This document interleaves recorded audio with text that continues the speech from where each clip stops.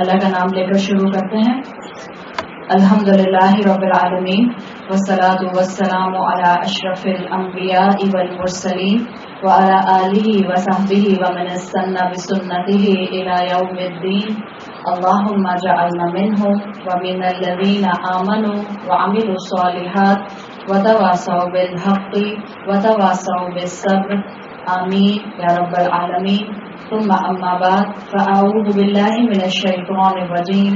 بسم اللہ الرحمن الرحیم.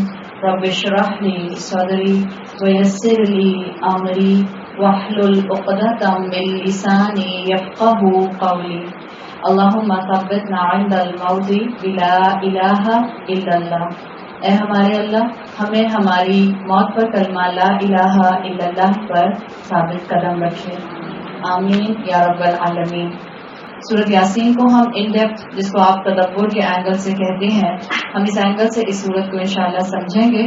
اور ہم وقت لگانے کی کوشش کیوں کر رہے ہیں؟ یہ اس طرح سے 18 دن ایک ہی سورت کے اوپر، تاکہ کچھ ایسا سیکھ لیں کہ جو ہمارے زندگی میں آگے ہمارے ساتھ کنٹینیو کرے. جب آپ قرآن کی تلاوت کرتے ہیں تو آپ کو بعض اوقات آیات ملتے ہیں جن میں اللہ تعالیٰ نے جنت اور دوزخ کا ذکر کیا ہے. بعض آیات آپ کو ملتی ہیں، ہم ان جنرل بات کر رہے ہیں قرآن کی، بعض آیات آپ کو ملتی ہیں جس میں اللہ تعالیٰ نے احکامات دیے ہیں. بعض آیات آپ کو ملتی ہیں جس میں اللہ تعالیٰ نے کائنات پر غور و فکر کرنے کی بات کی ہے. اگر ہم اپنے آپ کو تھوڑا سا ایویلویٹ کریں، جب ہم کسی کورس کو بھی جوائن کرتے ہیں یا جب ہم کسی بھی کلاس کو جوائن کرنے کا پلان کرتے ہیں، تو ہمارا مین فوکس یہ ہوتا ہے، اور جو کہ ہونا چاہیے پرائمری فوکس، کہ میں قرآن کے احکامات کو سمجھوں گی تاکہ میں دیکھ سکوں کہ اللہ مجھ سے کیا چاہتا ہے، اور پھر میں اس کے مطابق اپنے عمل کو بدلوں گی. یہ ہمارا پرائمری مین پرپز ہوتا ہے قرآن کے سامنے بیٹھنے کا. الحمدللہ. اور کیا ابھی بھی ہمارا یہی مقصد ہے؟ ہم قرآن کے احکامات کو سمجھنا چاہ رہے ہیں. کیوں؟ اس لیے کہ ہم دیکھنا چاہتے ہیں کہ اللہ تعالیٰ نے ہمارے لیے یہ بک کیوں بھیجی ہے، اور پھر ہم اس میں سے اپنے عمل کے لیے کون سی راہ نکال سکتے ہیں. لیکن جو کلاسیکل اسکالرز ہیں، ان کی اگر آپ تفاسیر پڑھیں تو وہ اس بات کو کئی دفعہ مینشن کرتے ہوئے نظر آتے ہیں. وہ کہتے ہیں کہ جب مسلمان قرآن کو احکامات کے لیے کھولتا ہے اور احکامات سننے اور سمجھنے کے لیے علم حاصل کرتا ہے، تو زیادہ تر ہوتا یہ ہے کہ ہم احکامات میں اتنا کھو جاتے ہیں کہ احکامات کے سائٹس پر اور جو بریکٹ کرتے ہوئے الفاظ اور فریزز اور جملے اور آیات آ رہی ہوتی ہیں، ہم ان کو اوور لک کر جاتے ہیں.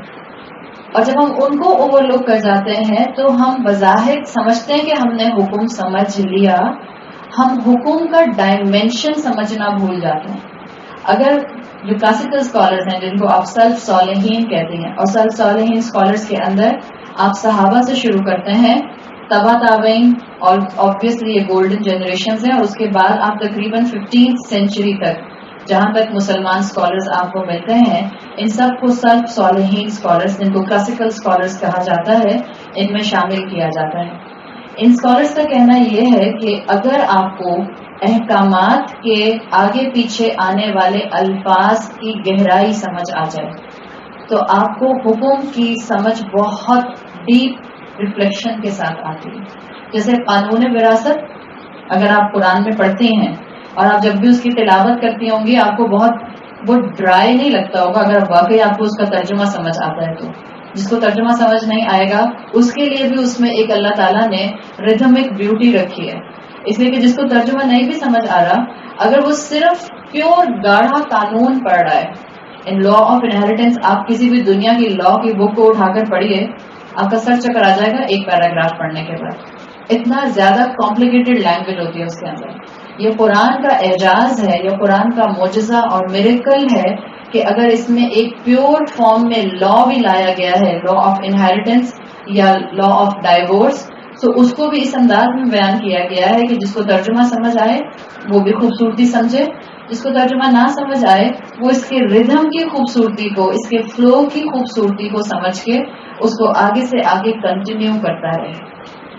تو ہمارے جو اسکالرز ہیں ان کا کہنا یہ ہے کہ جب آپ گہرائی میں دین کو سمجھتے ہیں، احکامات بھی سمجھتے ہیں اور احکامات کس کانٹیکسٹ میں آئے ہیں اس کو بھی سمجھتے ہیں، تو آپ کے لیے قرآن کو زندگی کا حصہ بنانا آسان ہو جاتا ہے.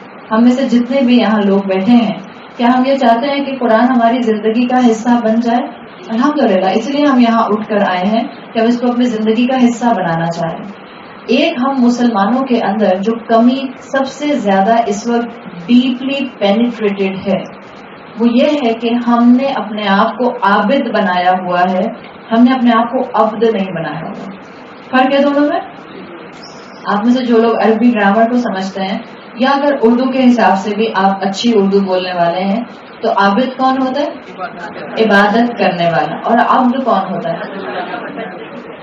غلام، اللہ کا بندہ۔ امام غزالی کا نام آپ نے سنا ہوگا، 14-15 سینچری اسکالر، جن کی بہت سی کتابیں مشہور ہیں، لیکن ان کی ایک احیاء العلوم بہت مشہور کتاب ہے۔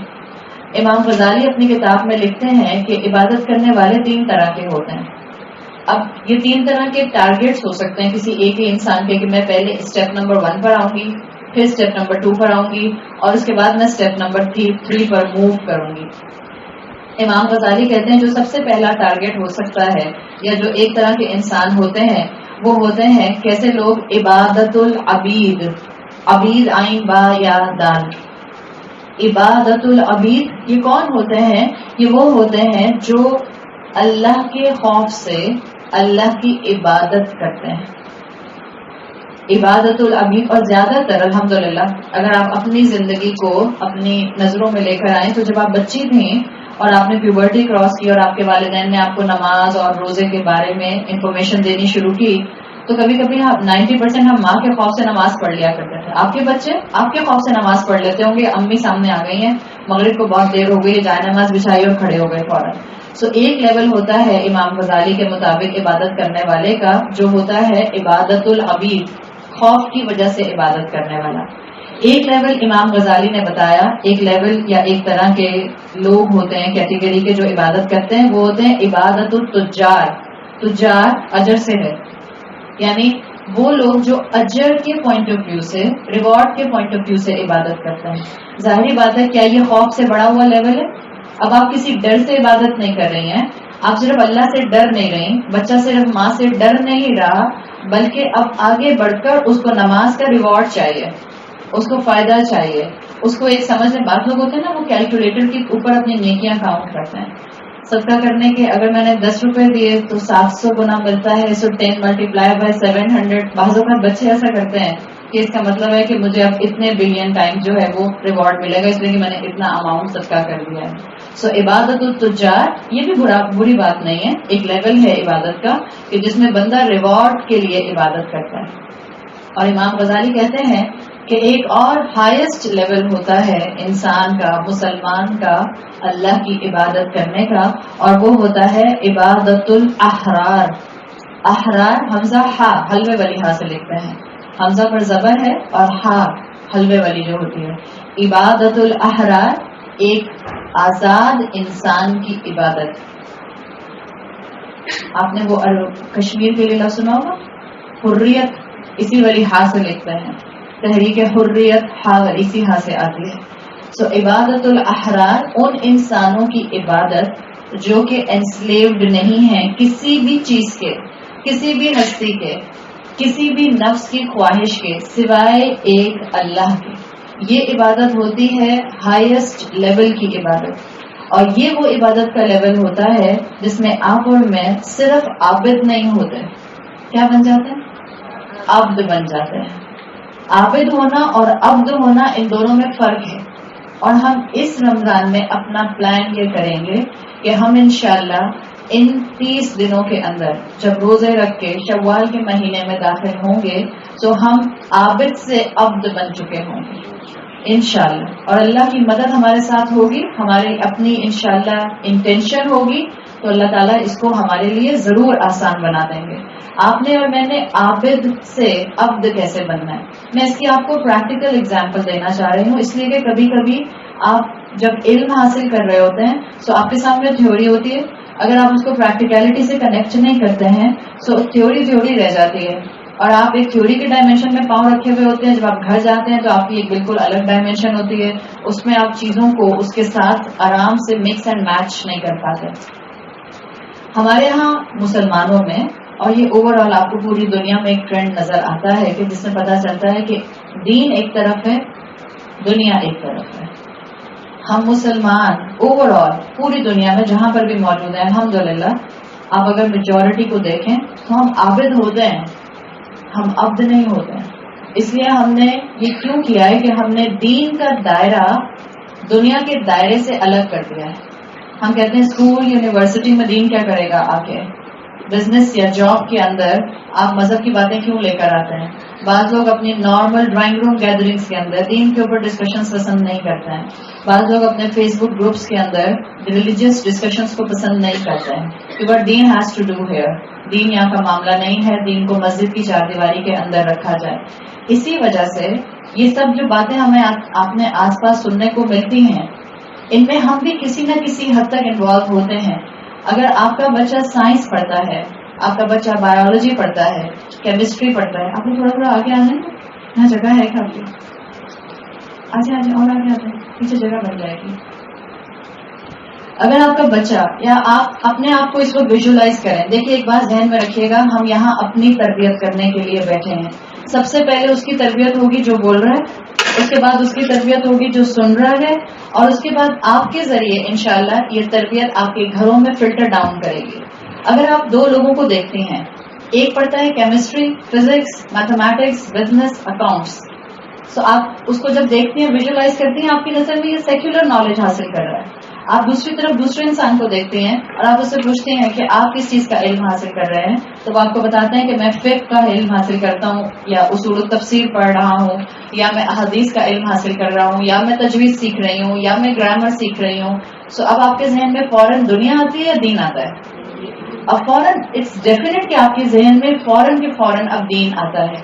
جبکہ اگر آپ اس کو دیکھیں، اس کی وجہ سے ہمارا ایک مائنڈ سیٹ بن گیا ہے. ہمارا مائنڈ سیٹ یہ بنا ہے کہ ہم دن میں کچھ کام کرتے ہیں دنیاوی اور دن میں کچھ کام کرتے ہیں دینی. ہم نے اپنے آپ کو اس طرح سے بلینڈنگ کیا ہے اپنی دن بھر کی روٹین میں کہ اب میرے کچھ کام میری آخرت کے لیے بینیفیشل ہیں اور میرے کچھ کام میرے دنیا کے لیے بینیفیشل ہیں. اسی لیے آپ دیکھتے ہیں اکثر بچے جب وہ کسی کلاس میں آتے ہیں، اس طرح کی کلاسز میں آتے ہیں، اور ان کو پتہ چلتا ہے کہ دین ان سے کیا ڈیمانڈ کرتا ہے. خاص طور پہ ٹین ایج بچے، الحمدللہ اللہ بہت جلدی یوتھ کا دل اسلام کے لیے کھولتے ہیں. یہ حقیقت ہے. آپ کی اور میری عمر کے پکے لوگ جو ہوتے ہیں وہ اسٹبرن ہوتے ہیں، قرآن سن کر بھی عمل کرنے پر نہیں آتے. لیکن اگر ایک نوجوان کا دل قرآن سن کر پلٹ جاتا ہے، وہ بہت تیزی سے عمل میں آگے بڑھتا ہے. کھولیے تاریخ، پڑھیے قرآن، دیکھیے مثالیں، آپ کو نظر آئے گا کہ کن عمروں کے اندر لوگوں نے قربانیاں دی. ابراہیم علیہ السلام کو جب آگ میں پھینکا گیا تھا، he was just a ten ager. اور اگر آپ ان کے ایمان اور استقامت کا اس وقت مظاہرہ قرآن کی آیات سے سمجھیں جہاں بتایا گیا ہے، تو آپ کو یقین نہیں آئے گا کہ وہ ایک ٹین ایجر تھا. آپ کو ایسی کئی مثالیں ملیں گی جس سے آپ کو پتہ چلے گا کہ یوتھ جلدی دین پر عمل کرنے کی طرف آ جاتی ہے. It just the matter of giving them a good flavour. ان کو دین کا ایسنس دکھانے کی ضرورت ہے. سو بات اتنی سی ہے کہ ہم نے اپنے دن کے اندر یہ جو ڈویژنز کر لیے ہیں کہ میرے کچھ کام دین کے ہیں اور کچھ کام میرے آخرت کے ہیں، اس کی وجہ سے ایک جو پاورفل نوشن بن گیا ہے وہ یہ بن گیا ہے کہ ہم حج کرتے ہیں تو ہم عابد ہوتے ہیں، ہم روزہ رکھتے ہیں تو ہم عابد ہیں، ہم میرج ہال میں جاتے ہیں تو ہم عابد تو نہیں ہوتے نا. ٹیکنیکلی اسپیکنگ آپ روزہ رکھے ہوئے ہیں صبح سے لے کر مغرب تک، you are constantly in the condition of عابد ورشپر.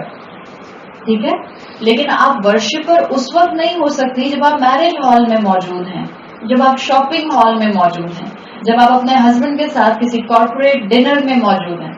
آپ اس وقت عابد نہیں ہو سکتے ہیں. Taking the terminology in your mind, آپ عبد ہو سکتے ہیں. دس از دا ڈفرنس. آپ اور میں کہتے ہیں کہ مسلمان 24/7 مسلم ہوتا ہے، یہ تو بیسک انفارمیشن آ گئی.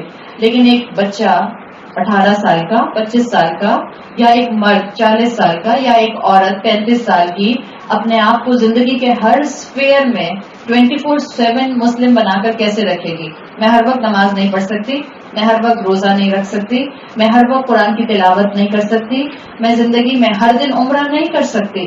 سو میں عابد تو کم پیریڈ میں ہوتی ہوں، لیکن عبد میں کیا کانسٹنٹلی ہو سکتی ہے؟ سو انشاءاللہ آپ نے اب یہ کوشش کرنی ہے کہ جو جذبہ ایمان آپ کا طواف کرتے ہوئے حرم کے صحن میں ہوتا ہے، جیسے آپ کو اس وقت اللہ قریب محسوس ہوتا ہے.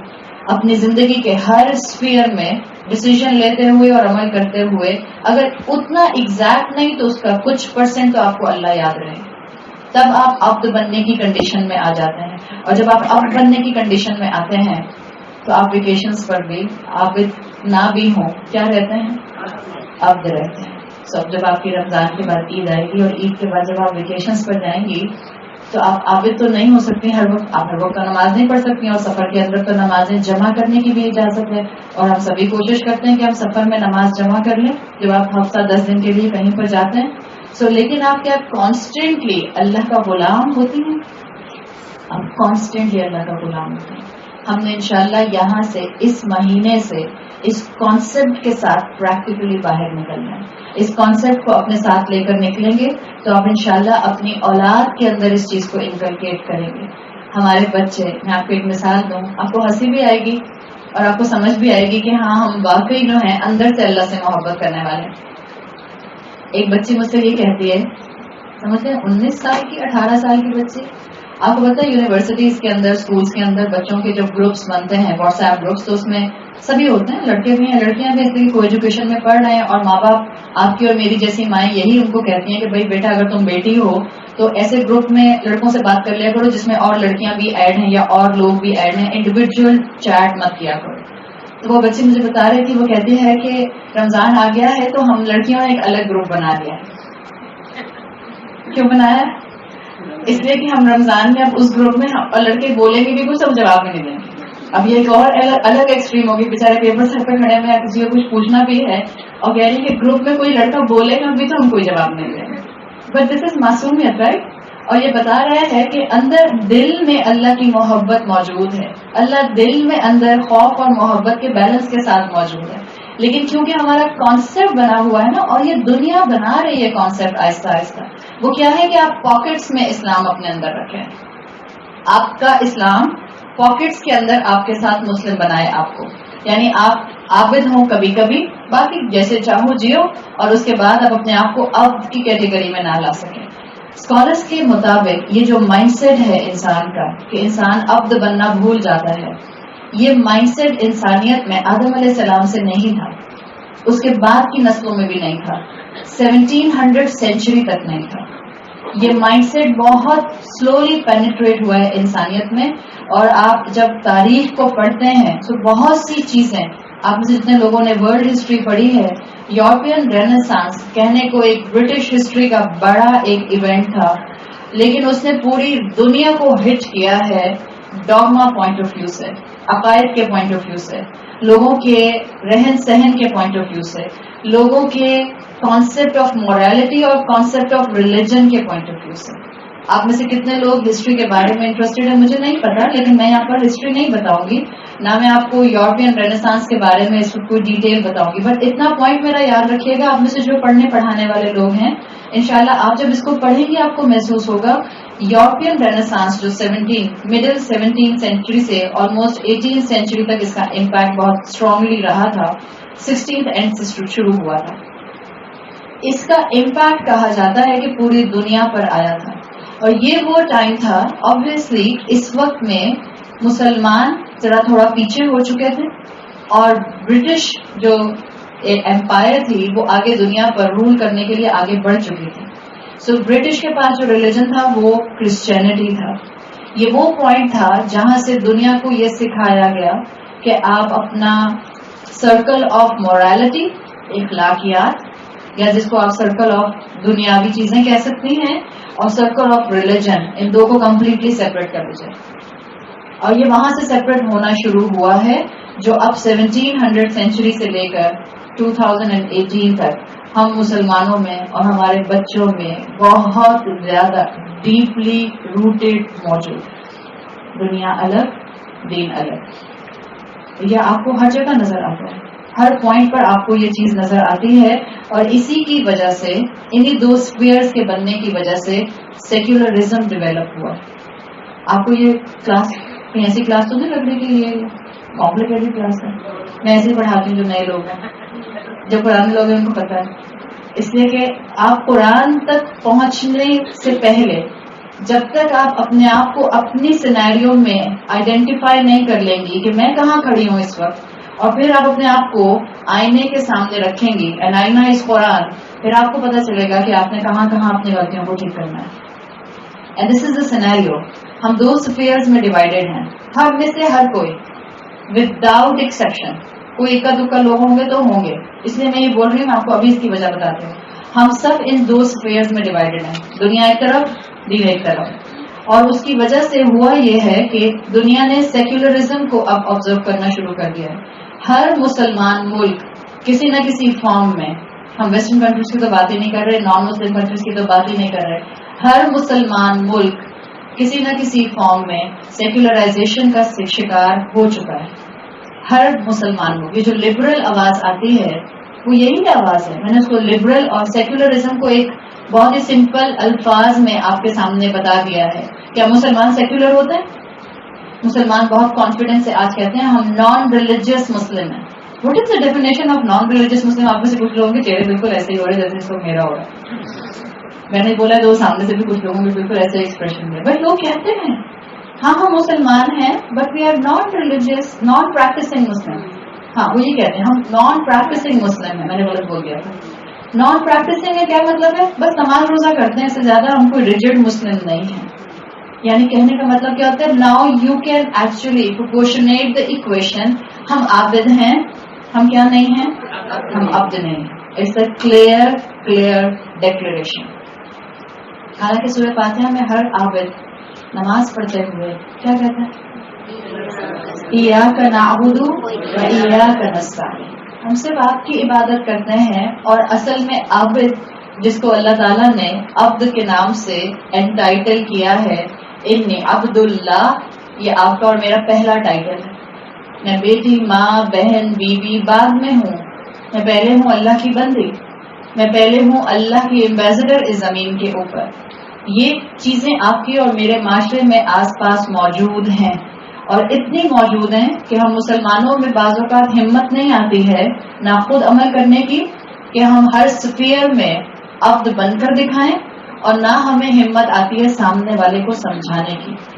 اتنے کمزور ہیں ہم کہ مسلمان ملک کے اندر اگر کوئی نان مسلم ایجنسی یا نان مسلم آرگنائزیشن یا کوئی نان مسلم ملٹی نیشنل آ کر اپنی فیکٹری لگاتا ہے، اپنا کمپاؤنڈ بناتا ہے. آپ کو معلوم ہے نا کمپاؤنڈ بنتے ہیں، پوری باؤنڈری بنتی ہے. کسی نے اپنی فیکٹری لگائی ہے کسی نان مسلم آرگنائزیشن نے، جب وہ اس کمپاؤنڈ کے اندر آ کے مسلمان ملک کے اندر آ کے وہ ٹیریٹری بناتے ہیں، اپنی انڈسٹری لگاتے ہیں، اگر وہ ان کی اونرشپ ہے اور وہاں مسلمان امپلائڈ ہیں تو وہاں مسلمانوں کو اجازت نہیں ہوتی کہ وہ اوپنلی اپنا ریلیجن پریکٹس کر سکیں.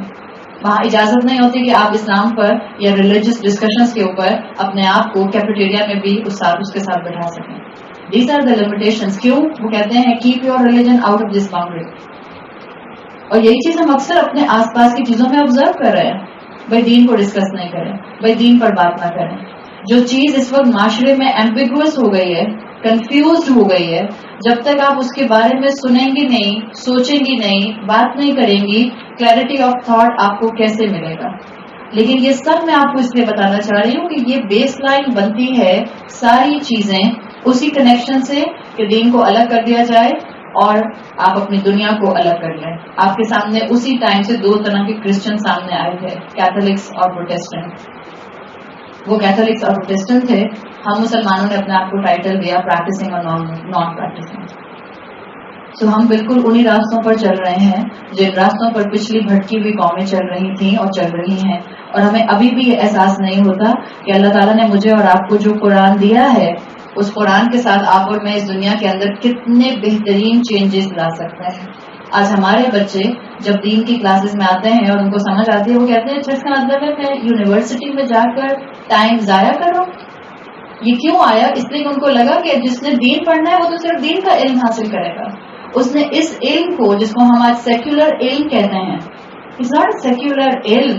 ہم نے کتابوں میں سے اگر بایولوجی کے اللہ غائب کر دیا، اگر ہم نے ایوولوشن تھیوری لا کر وہاں پر ڈارون تھیوری کو بٹھا دیا اور ہم نے بگ بینگ تھیوری کو بٹھا دیا اور ہم نے یہ تو بھلا ہی دیا کہ خالق کون تھا، پہلا انسان کون تھا، اور ہم جو ہیں وہ ایپ سے ایوالو نہیں ہوئے، سو پرابلم تو ہمارے اینڈ پر ہے. Biology, chemistry, mathematics, English literature, English language, accounts, business, یہ سب کیا تھے؟ یہ تو علوم تھے. اور اللہ تعالیٰ نے سورہ بقرہ میں کیا کہا ہے؟ وَعَلَّمَ آدَمَ الْأَسْمَاءَ كُلَّهَا. کس نے سکھائے تھے آدم علیہ السلام کو یہ سارے نام؟ یہ نام کیا تھے؟ آپ سورہ بقرہ کی تفسیر جا کے پڑھ لیجئے یا کسی کی سن لیجئے، یہ سب یہی سبجیکٹ تھے جو جنریشن آفٹر جنریشن انسانوں کی جینز میں یہ علم ٹرانسفر ہوا ہے آدم علیہ السلام سے، اور پھر یہ ڈسائپر ہوتا جا رہا ہے وقت کے ساتھ ساتھ، اور جس کو ہم سیکولر نالج کہتے ہیں. It's actually not a secular knowledge, it's a knowledge. Knowledge ہوتی ہے. It's not being the division of religious and secular.